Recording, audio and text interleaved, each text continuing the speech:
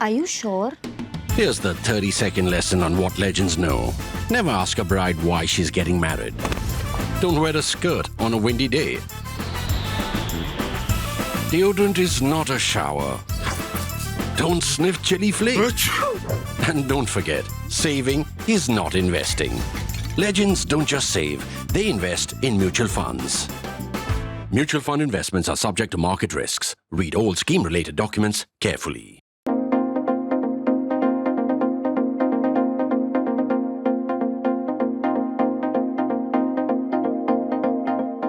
Well into 2025 now, we examined which ism has lost out and which one is winning. If you look at the Western world, leftism is mostly finished, at least for now. Not just political left, but also the social left. Britain is an exception, though given the challenge Keir Starmer faces and amid attacks from Elon Musk's supported hard right, the Labour also looks like an endangered species. The right at the same time isn't in great shape either, at least the political right that we've been familiar with all this while. In the US, the Republicans have fallen to a Trumpian insurgency. If one tracks Trump's utterances and tweets lately, please see this tweet that comes up on your screens. Most people he abuses are Republicans, fellow Republicans. Bird brain, Nikki Haley. Dumb as a rock, John Bolton. Disloyal warmonger, Dick Cheney and his psycho daughter, Liz. Charles Koch's Americans for No Prosperity. Mitt Romney, his former cabinet officers such as Jim Mattis, Mark Esper, he spells Jesper in fact, and so on, all of whom he accuses of suffering from TDS or Trump derangement syndrome. It's not about Republican Party or its ideology. You don't see him throwing any such abuse at the old left. That's because in his insurgent view, the old right is even more immoral than the Democrats.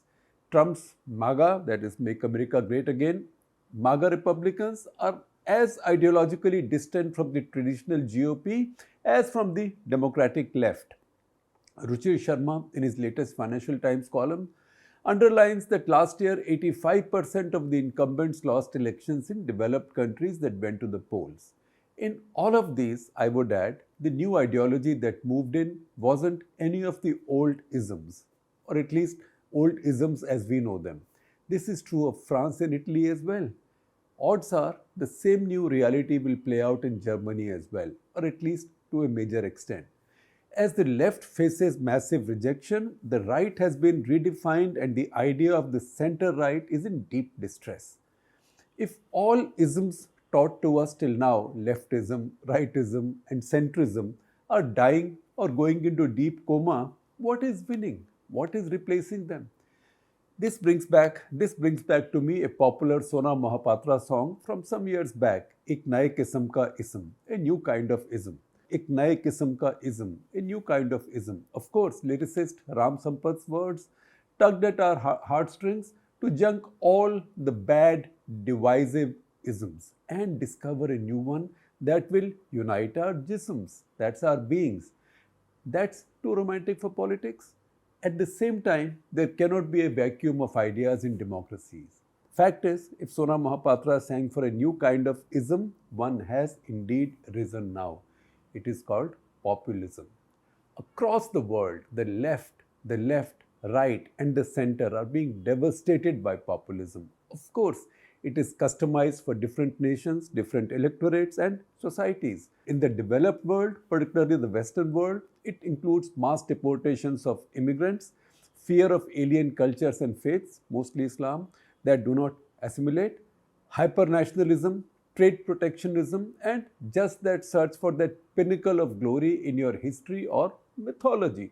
Trump, Giorgia Meloni, Viktor Orban, and Marine Le Pen are among the most successful populists.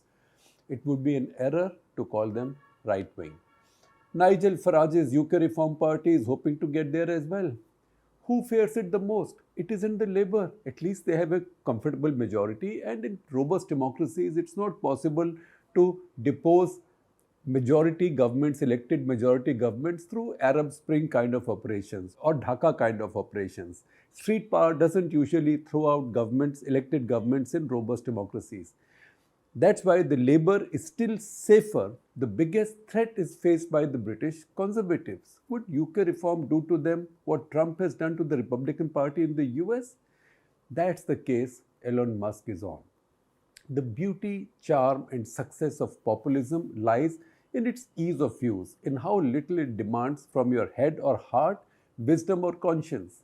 It is unencumbered by morality, carries no weight of history, and isn't confused by facts. At one level, it can be purely transactional, and we are seeing it play out in India. I will give you or your sister or your mother or daughter so much cash and you all vote for me.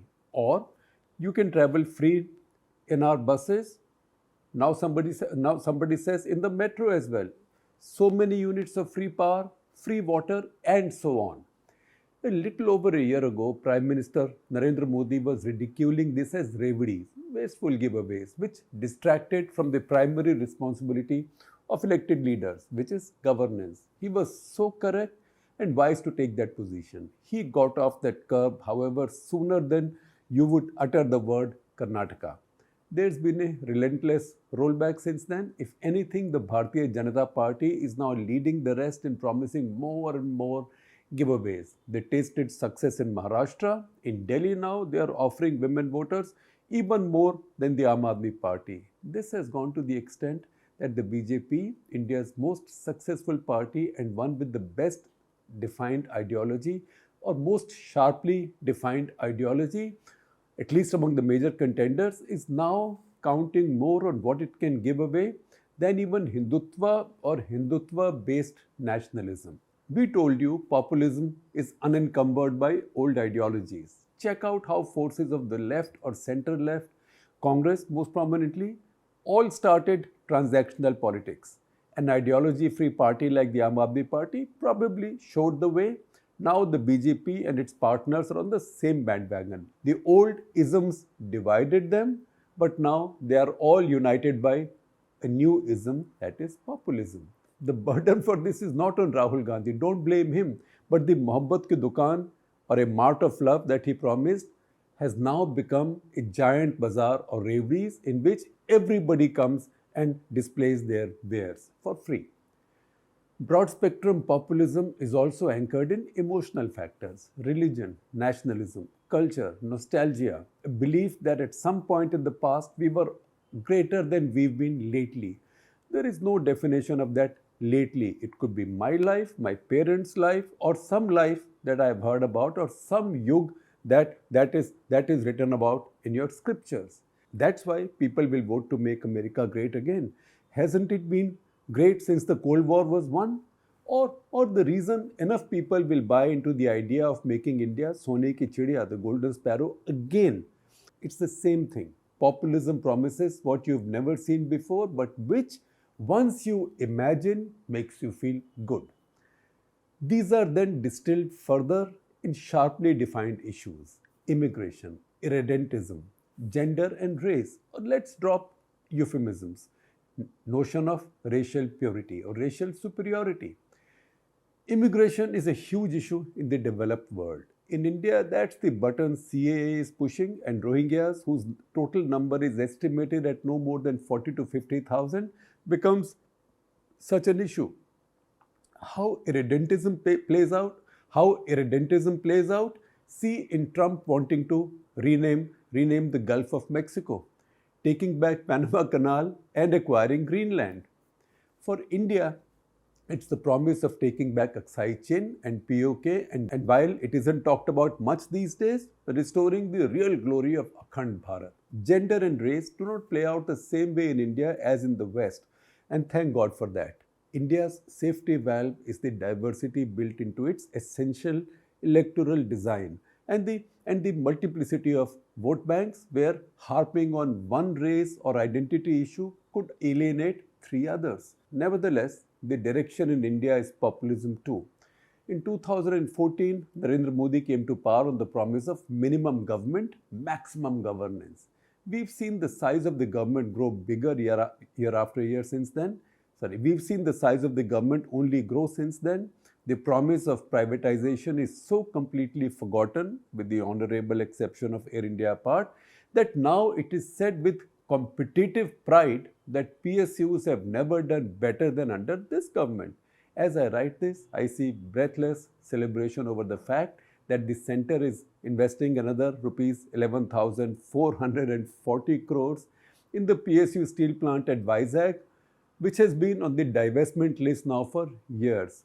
What is populism if not throwing good money after bad if it pleases some voters?